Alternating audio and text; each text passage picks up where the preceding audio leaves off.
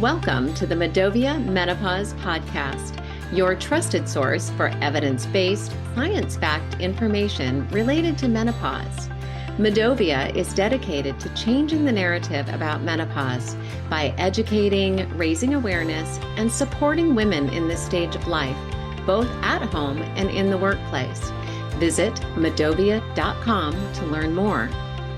I'm one of your hosts, April Haberman, and I'm joined by Kim Hart. We're co-founders of MiDOViA, certified health coaches, registered yoga teachers, and midlife mamas specializing in menopause. You're listening to another episode of our podcast, where we offer expert guidance for the most transformative stage of life, bringing you real conversations, education, and resources to help you overcome challenges and reach your full potential through midlife. Join us and our special guests each episode as we bring vibrant, fun, and truthful conversation. And let us help you have a deeper understanding of. We are so excited to welcome Deborah Garlick to the show today. Deborah is the CEO of Henpicked, Menopause in the Workplace. She's founder of Henpicked.net and the author of Menopause, The Change for the Better. Since 2016, her team has been collaborating with organizations across the UK and internationally to facilitate the introduction of appropriate awareness, education, and support in this crucial area. In 2023, along with CEO Grace Malloy, she launched Menopause Friendly Australia and launched in the US with partners, us, MiDOViA, accelerating her mission to make it easier for workplaces worldwide to address menopause effectively. In 2021, she introduced the Menopause Friendly Membership and Accreditation Program. This membership supports trailblazing employers in achieving menopause-friendly accreditation, with hundreds of members, including Accenture, Boots, HSBC UK, BAE Systems, and more, and nearly 100 employers who have received the award. Deborah's initiative has had a significant impact on workplace culture. In September 2022, Deborah introduced the industry-recognized Menopause Friendly Employer Awards to spotlight and celebrate best practices. Even better, the event raised £75,000 for vital funds for menopause charities and research, furthering awareness and support for this important issue. We are so happy to have her on the show today. We are going to briefly discuss why she launched Henpicked, what some of the learning lessons have been for her over the past 8 years, what some of the biggest struggles are that women have during this time in their lives, and we discuss a few things that women can do that can make a real difference as they manage through the menopause. So I know you're going to enjoy this show and this conversation, and you're going to have a lot to take away. So let's join Deborah. Hi, Deborah. Welcome to the show. Hi, April and Kim. Thank you very much for inviting me. We're thrilled.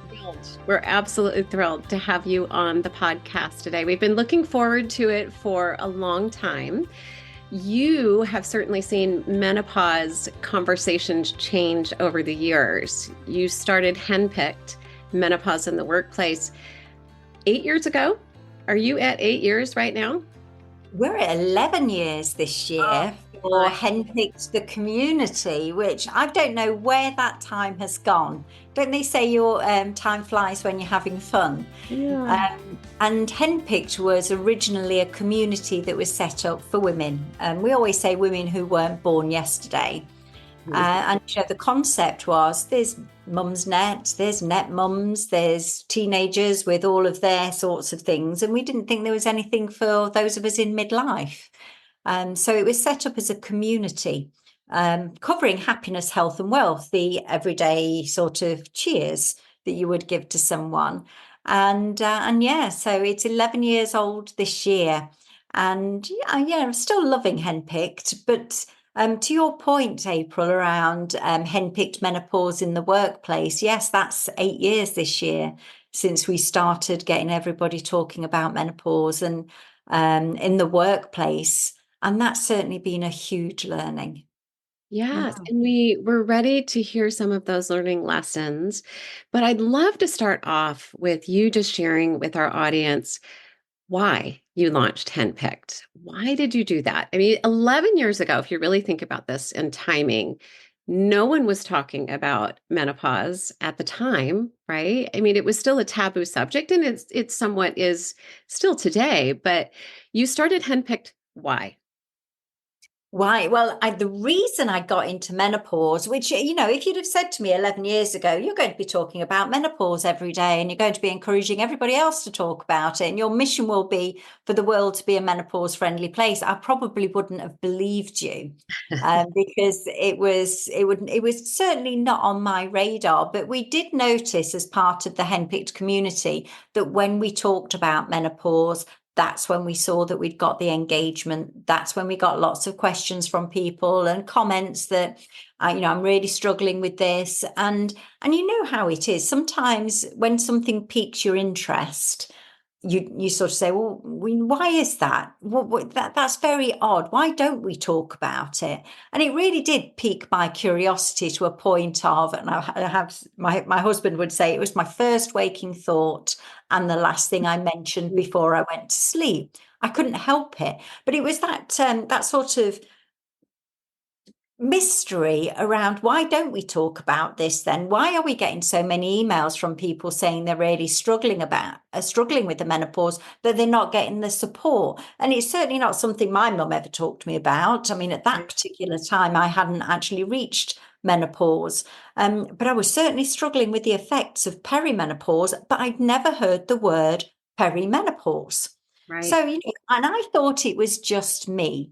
So you get all of these emails coming into you, and you think, oh, actually, probably it isn't just me. And why is this such a taboo, a stigma? And I can remember one of the sort of moments in life. I started then running menopause sessions in a local hotel, and they were always packed. But this particular occasion, we were missing a few attendees that said they were coming along. So I popped into the bar and I thought perhaps they'd been waylaid to get a glass of wine. Way in. So we did that. And I walked up to a couple of women and I said, "Are you here for the menopause session?" Well, they looked horrified. Hmm.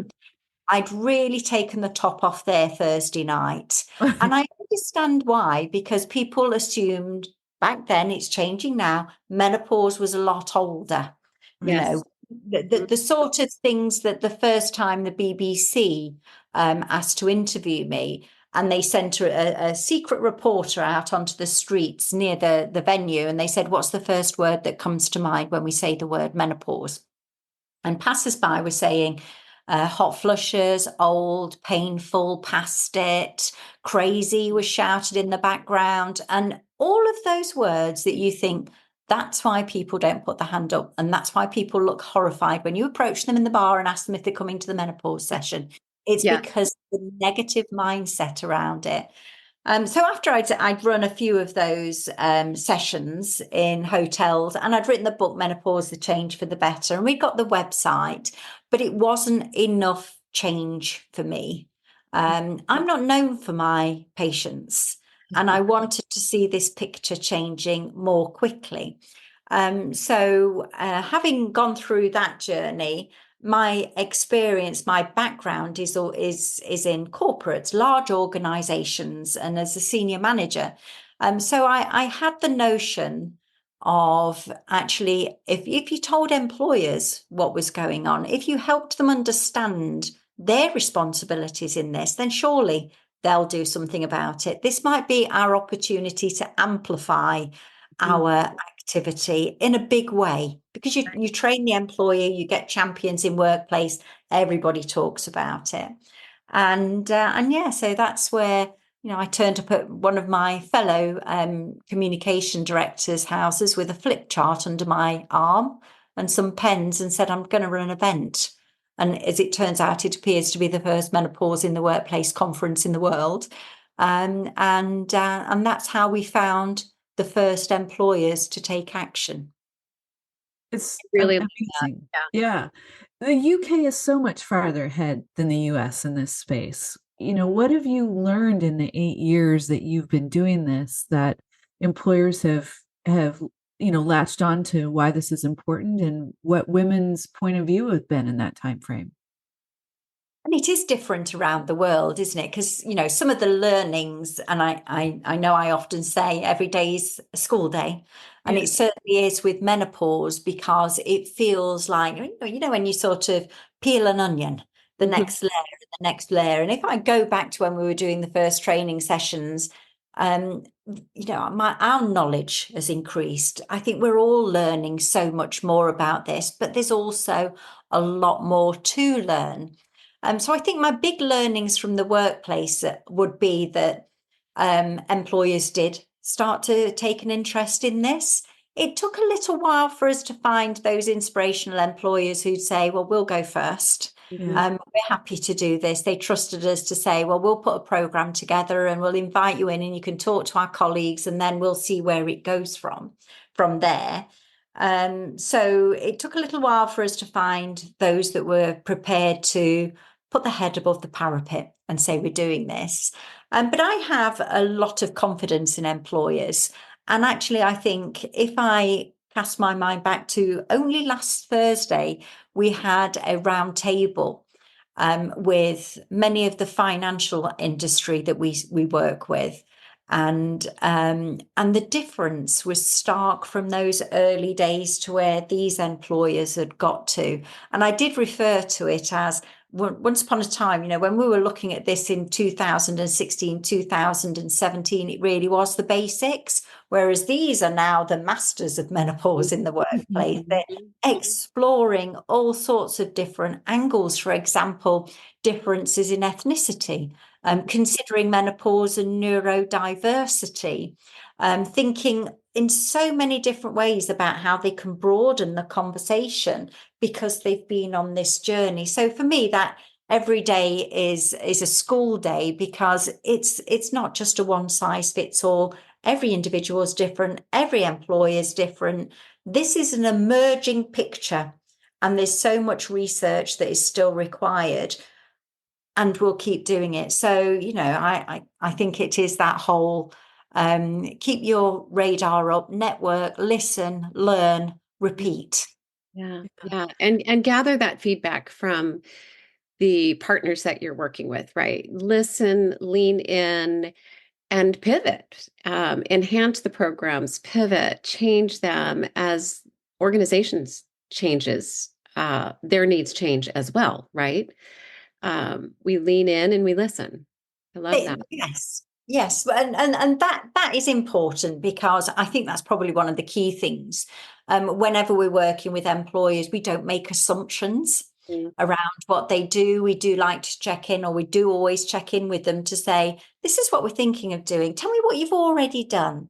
Tell me what the response to that was. This could be the next step, and really working in partnership with them, so we know when we're delivering training sessions that it's landing exactly right. And then the immediate thing that we do is say, how did that work? What did your colleagues say? What would you do differently? How do we keep this conversation flowing? Yeah. Right. Because Right. that's the other big one that we've all got to understand, I think. And this has been a big learning for us. And maybe again, this comes back to my I always want things to go a whole lot faster than sometimes they do, is that cultural change takes time. Mhm. And we see some employers in the UK, and they'll say, oh, well, we've done the policy and we've put this on the intranet, and we've done all of this. And we'll say, and what else? Mhm. Because with such a sensitive conversation, with something that has been so taboo, and I know we can talk about menopause, we can say it anywhere. Doesn't matter where you are, we can talk about it. But for some individuals, it's a personal matter. They may feel it's something I really don't want to talk about, or in some cultures, it's a real taboo. You really don't talk about that at home. And for some individuals, they might feel worried. What will people think of me? Like those women in that bar. What will people think of me? Will they think I'm old and past it? Will they not give me that opportunity, that job I wanted? Will they think I'm coming towards the end of the career? Will they think I'm not the same as I've always been? So there's so many barriers to getting in the way that you have to consider that in the cultural change aspect. it is that breaking down those barriers, keeping the conversation going, huge amounts of listening and Mhm. understanding and asking questions like what would help. Right. Right. Creating that safe culture, right? Keeping the conversation going, creating the safe culture so that individuals feel comfortable having the conversation, to your point, and asking for appropriate accommodations. And right, it's the and that really is key here. It's one simple word, but and. And Mhm. if you can keep checking in with your people, your colleagues as well, your employees, because one of the employers was chatting to me, and I was saying, "How's it going?" And they've done a fair bit. And she was saying one of them, a colleague, was saying, "I still don't feel comfortable talking about it, though. I see that we're doing all of these things, but I'm not there yet. I'm not ready. I'm not ready to come to the menopause support group just yet." Yeah. Mhm. Mhm. And Yeah. it's like, well, you have to meet people where they are, give her time, and, keep the conversation going until we get to a point where people say, of course, I know all about menopause. Symptoms, not really. I knew what to look for and I knew what to do. But that does take time. So, maybe cultural change, you've always got to have your focus on it. It's not a tick box exercise, but there are lots of things that you can do. And it really does pay off. Yeah. Have you seen the conversation change in the employer space in the 8 years that you've been doing this? Yes. I'd say for the better, Yeah. broadly, because, if I think of the first menopause policies, we used to write the first one we wrote, and that was published in 2017. We did get back in touch with the employer and said, maybe we ought to review that now, because things have moved on from Right. there, and it was all about women. It was, Right. and it's really not. Nevertheless, I still sometimes see tweets that say half of the population will experience this. And we say, actually, everyone experiences menopause, half of them firsthand, the other half through their relationships with a family member, friend, or a colleague at work. Right. We all need to know about it. It's a life skill. So I think we've actually moved on a long way for appreciating as a life skill. Doesn't matter what age you are, you need to know about menopause. And just as we teach about the birds and the bees and periods and fertility in school, then we need to be considering the other side, Right. menopause. Time your body changes as well. And actually in the UK, some of our schools are now, they're changing the biology books, they're educating in schools, and that feels more whole. Right. That certainly was not on anybody's radar in 2016, 2017. So there's greater understanding of that. But with the everyday being a school day, I read a report that came out this morning around differences in experience by ethnicity, specifically on symptoms, Yeah. and Yeah. how Yeah. different ethnicities and race may experience symptoms in a different way, a different prevalence for hot flushes or difficulty sleeping. And this is new research that is coming out. So we're learning about things all the time. And I think that has changed the conversation. That has enabled it to open up and for people to appreciate that, it's not the same for everyone. There's still huge gaps on the research. And I think taking this forward, then I think we do need to look at menopause from all angles. For example, menopause and neurodiversity is a research program that we funded because appreciating the intersectionality. Some Right. individuals won't be just experiencing menopause, they'll be experiencing other things at the same time. Well, what difference does that make? Right. Yeah. A lot of difference. Um, what advice would you give to our listeners who really feel like their employers should do something more around menopause? There's a lot, it feels like a personal thing that you don't want to talk about, but you're taking it to work, right? And so what would you say to people that are like, wow, I really wish that my employer would, understand better, support me more, give me more education? You have thoughts on that? Well, I would say a lot of the masters of menopause in the workplace in the UK, people that have achieved awards on this, it's usually an individual that starts it. Mm-hmm. And last week's round table was amazing for us, because a lot of those individuals are the ones that actually started it in their organisation. Now, I'd say I would think they're probably all up for an award for courage. Yeah.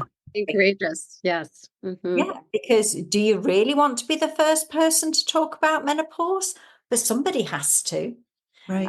And whether it's how able you feel to talk about it, or whether you can talk to somebody in your HR team to say, hey, I'm seeing what's happening here, I'm looking at the demographics of our organization, that might be a lever in. And are we thinking about doing something in our organization? I'd very much like to get involved. Or is this something that we can learn, if an organization is international, are they doing something in the UK that you could adapt and bring across to your organizations in the US? So I'd say, or check out if they're doing anything. You could do it as a really nice appreciative inquiry, couldn't you? Hey, I'm reading all about this, and the Women in Work Summit is coming, and I've been seeing this that's been going on. I'd like to get involved with whatever we're doing in our organisation. Is it you? Are you doing something? So, however you might word it, but many of the organisations we support, those individuals have been absolutely fundamental to the change. And they do say change starts one person at a time, don't they? Yeah. But one of the things that they're learning from those people, they've all said pretty much the same thing, that they were surprised when they started talking about menopause, who joined in. Right. Mm-hmm. Yeah. Yeah, sometimes it just takes one brave soul, right? And the rest will follow. And I think one of the ahas that we continue to see here at MiDOViA as we talk to more individuals and workplaces is that moment where individuals realize I'm not alone, and other people are experiencing this, and other people want this knowledge. So oftentimes, to your point, Deborah, it does take that one person and that one voice to maybe speak up through their ERG, their women's group, go to HR, have a gentle conversation to say, right, what are we doing? What can we do? What lessons can we learn from the UK, such as your organization, Deborah? What can we learn from other organizations here in the US that are doing that? So that is the beautiful piece about Women in Work that's coming up on June 5th, because we gather all of these organizations to share those ideas and forward-thinking cultural practices, right? I think it's fantastic. I'm interested, really, Deborah, because you've been doing this for so long and you've been working with individuals, you gathered feedback through your Henpicked community, you have your workplace programs. Have there been any surprises along the way? Has there been moments where you're like, wow, that one really surprised me? Oh, big surprises. Well, we got some awards last year, and that surprised us, because we don't really go for awards. We're just focused on our mission and changing things. So that was a very, very pleasant surprise. And actually, there's been it would probably be when people join in and make this their own. So if I think of somebody like Chris Pitt from HSBC UK, who is such a huge ally and for menopause. And when I was giving evidence in Parliament for this, he was on the same day, and I'd not heard him speak about it before. He'd been on the receiving end of the training sessions, and he'd introduced us sometimes. And the way he spoke about the importance of men understanding menopause and the difference that it makes absolutely blew me away. And I don't think I could have engaged other men in the same way that Chris does. And the fact that he still talks about it with every opportunity. And I think that the sentence that he used on that particular session was one that made us all go, oh, he says, it made me realise I probably wasn't the husband I wanted to be. And we were like, oh. Oh, We shoot. love Chris. I know. Yeah, exactly. Amazing. It was absolutely amazing. And if I think of the Menopause Friendly Employer Awards last year, that was the one that made me go, wow. Because if I think of 2016, when I was pretty much calling all of my contacts and saying, I'm putting on a conference on menopause. Would you like to come to it? I really think it's important that you come to this. And they were saying, excuse me, you what? Because for them it was completely left field, and to seeing 400 people in their best dress walking the red carpet at the Royal Lancaster. And it's such a special award ceremony because these are people in the menopause friendly membership who support each other and they'll share each other. They're very generous. And instead of going, oh, well, we didn't win that one, they got it, they were actually actively cheering for each other. So it wasn't the, well, we didn't win. It was oh, you really deserved that. And it was such a spirit in a way that I'd never expected to experience. So seeing so many people cheering for each other and congratulating each other and sharing and being generous because they're all so passionate about the subject. That was an amazing one. And, you know, the fact that we couldn't get anybody off the dance floor at midnight is something else. They can dance. But they were seeing them, people walking around tables and saying, oh, can we connect sometime? Because I've seen what you've done on such and such. And, you know, they'll have those meetings and they'll know they'll support each other. So I suppose that's the start to finish. And of course, we've got those employer awards, menopause friendly employer awards again this September. And for me, that's a moment in time. There, you know, people celebrating the difference that this has made to their lives and to others. Yeah. I'm not sure you realize what an impact that you've made in this space when you think back to your little hotel sessions to, you know, to parties celebrating in menopause and how far the UK has come during that time. So, you know, bravo on all the work. And you know, the three of us and Emily, we talk all the time about like, just keep going, just keep asking the questions, just keep offering it as an opportunity. And people will want to come along. So you've given a great example on that. Yeah, it's very kind of you. I'm very much in it. We're all in this together and we all have a role to play. And I'm always saying passion and persistence, it'll keep coming. And one of the things that I'm very mindful of, and I shared this at the Menopause Friendly Employer Awards, and it surprised people in that, you know, I'm very much, what we're doing today is helping people today, but it's the generations to come that will benefit. We can't forget. And when you consider the oldest millennials are coming to menopause now, if they're not already in perimenopause. And, you know, for me, that's a generational thing. So my daughter's 30 years old, and I have to say to her, you know, by the time you get to my age, you know, we won't be needed. This will all be done. And I'm very much of a mind of if we do this right now, it won't have to be done again. Right. We say that all the time. You know, it motivates us when we get up. Kim and I both have daughters. Emily has daughters, or I have a daughter. We want the world to be a better place for our daughters and their daughters and generations to come. And I think it will be. I mean, with what you're doing over in the UK, with what we're doing and many, many others that are coming together to talk about menopause and really pull back that curtain and continue to have those conversations. I truly believe in my heart that tomorrow is a new day and tomorrow will be a better day, right? Because of it. Yeah, I've always joked that it would be solved by the time I got here. So it wasn't. So I had to then do something about it. And well done to you for what you're doing as well, because, you know, you're taking that step out. You're going to be making a huge amount of difference. And I look forward to everybody joining in with you. We do too. Deborah. Is there anything you'd like to leave our audience with as a takeaway of this podcast that we haven't talked about? Oh, I would say that we've all got a role to play on this. So if you know about menopause, great, talk to somebody else about it. And if you don't, read up. Trusted expert resources are always the best. And, you know, think about yourself. during this time, because, you know, this can be a life phase, but life's for living.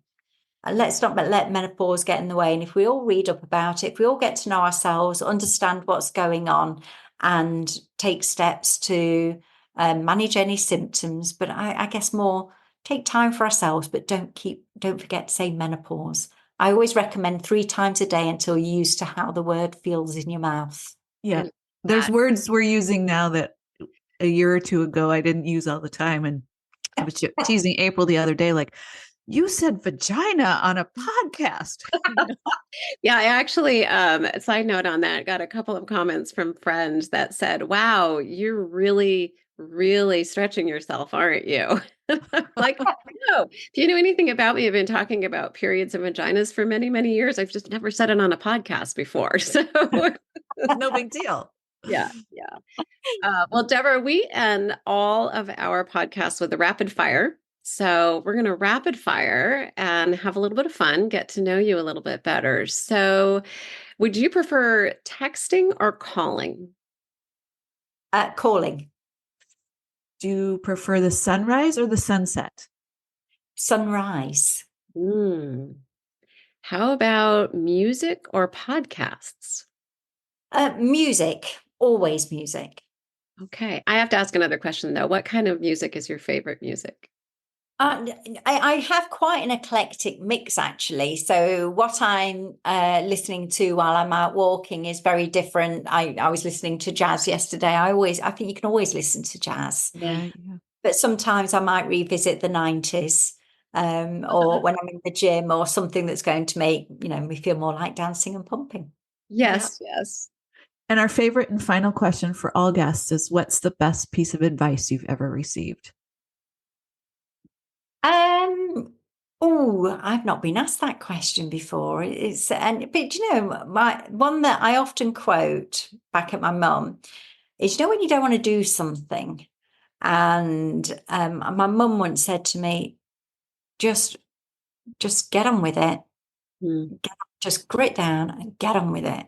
And sometimes I hear that play in my mind when I'm thinking, yeah, you know, I've got to do this, and sometimes things feel hard, and I just think, just grind down and get on with it. And it's probably not the most inspirational. I think my most inspirational quote that I always quote is, I love Ruth Bader Ginsburg. And I think the thing that is very relevant for our journey is when she said, real change, enduring change happens one step at a time. And to me, I think that is probably the thing that always keeps me going, because some days you have some good steps, and then other days it feels like you've made a misstep, or have you gone backwards. You know, the path of this is not linear, is it? But that always reminds me to keep going and take that next step, because if I think about thank you for asking me to go right back to the beginning, because you forget that, don't you? Yeah. You forget to celebrate the ahas, or to look back and go, do you know what? We've come a long way. We're not done yet. We've still a lot to do, but we've come a long way. And that quote is my favorite of all time. Yeah, I love it. That certainly put that next foot forward, right? When you're able to look back and go, okay.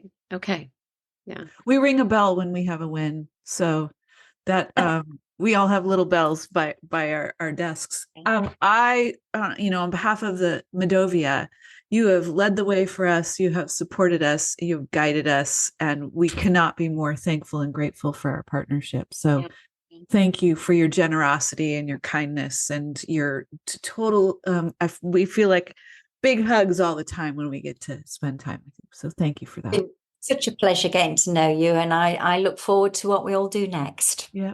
Thank you so much, Deborah. Thanks so much. And that's a wrap. So until next time, go find joy in the journey. Bye, everyone. Okay. Bye. Thank you for listening to the MiDOViA Menopause Podcast. If you enjoyed today's show, please give it a thumbs up, subscribe for future episodes, leave a review, and share this episode with a friend. There are more than 50 million women in the U.S. who are navigating the menopause transition. The situation is compounded by the presence of stigma, shame, and secrecy surrounding menopause, posing significant challenges and disruptions in women's personal and professional spheres. MiDOViA is out to change the narrative. Learn more at MiDOViA.com. That's MiDOVIA.com.